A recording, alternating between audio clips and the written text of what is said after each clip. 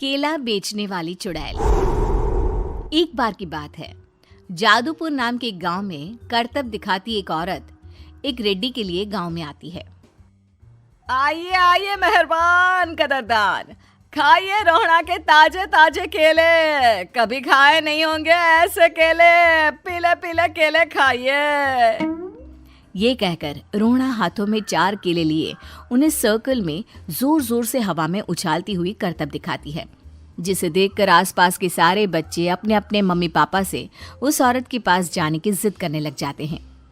पापा, ऐसा तो सर्कस में बॉल से होता है ना, ये आंटी तो केले से कर रही है, चलिए ना पापा देखते हैं। रोहड़ा एक पतली सी तार पर चलती हुई केलों से करतब दिखाती है। आते जाते सभी लोग बाहर रुककर उसके करतब देखते हैं और वाह वाही करते नहीं थकते। जैसे ही एक आदमी पास आकर उसे पैसे देने लग जाता है, तब वो कहती है, अरे नहीं नहीं साहब, मैं करतब तो बच्चों के मन को बहलाने के लिए करती हूँ, धंधा तो मेरा केले का है।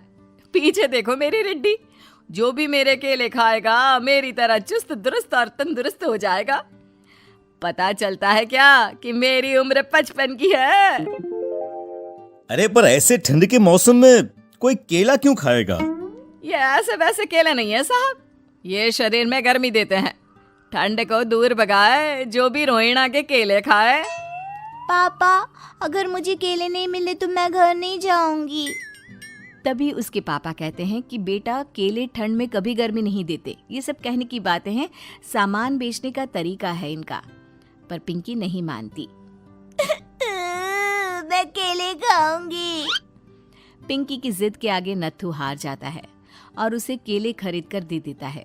पिंकी खुश होकर केले घर ले आकर खाती है। अब मैं भी करतब करूंगी, कितना मजा आएगा, जादुई केले।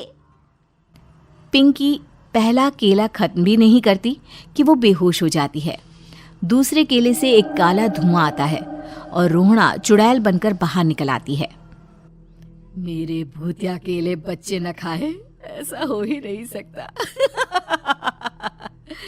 जादूपुर वालों, कब तक बचोगे? आ गई हूं मैं रोहड़ा, जिसका कोई नहीं कर सकता सामना। रोहड़ा पिंकी को गोद में उठाकर काले धुएं में कहीं गायब हो जाती है। शाम के वक्त नत्थू घर लौटता है और पिंकी को घर में ना पाकर उसकी माँ से कहता है, माँ पिंकी कहाँ है? अरे बेटा, उसे तो तू सुबह करतब दिखाने ले गया था ना, फिर कहाँ वापस आए तुम दोनों? मुझे लगा तू उसे अपने साथ मंडी ले गया होगा। हे भगवान, मेरी बच्ची कहाँ गई? मैं उसे घर ही तो छोड़कर गया था माँ। नत्थू गांव के घर कोने में अपनी बेटी को ढूंढता है, पर उसे वो कहीं नहीं मिलती। परेशान होकर आखिर रो रो कर नत्थू हिम्मत हार कर घर लौट आता है। अगली सुबह रोहड़ा फिर से करतब दिखाने आती है और इस बार पिंकी की तरह रोनी केले खरीद लेता है। 50 रुपए दिए थे पापा ने, सारे पैसों की मैंने केले खरीद लिए हैं। अब मैं भी आंटी की तरह ही करतबबाज बन जाऊंगा। यही सोचते हुए रोनी केले खाता है और पहला अकेला केला आधा खत्म भी नहीं करता कि चुड़ैल उसके सामने आ जाती है। मेरे साथ चलने का समय आ गया है रोनी। ये तो बस शुरुआत है।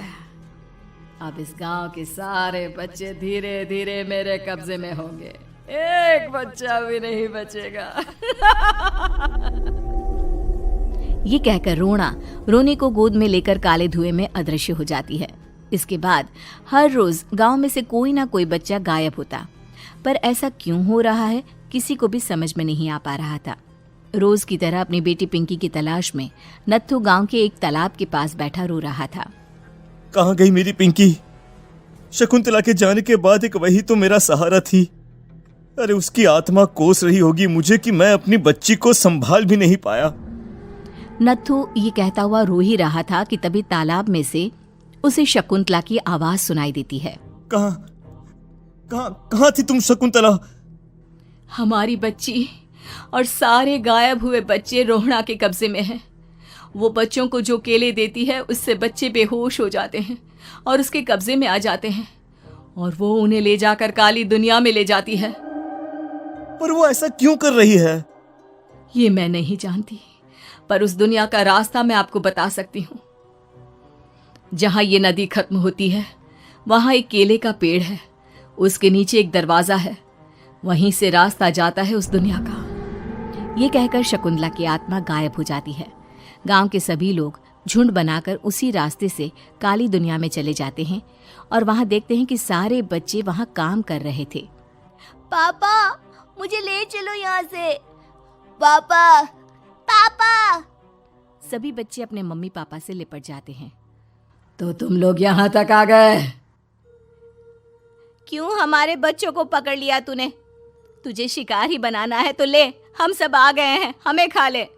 नहीं, मुझे बच्चे चाहिए। मेरे बच्चे के बदले तुम लोगों के बच्चे। क्या मतलब? मैं इसी गांव में रहने वाली एक औरत थी।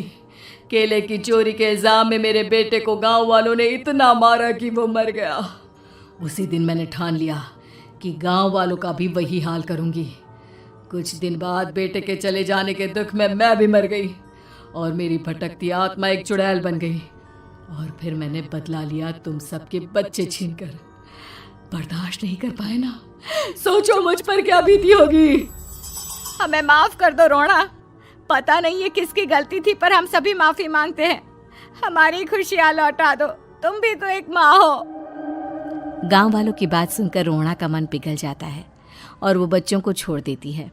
उसके बाद काली दुनिया बच्चों के लिए जादुई दुनिया बन जाती है।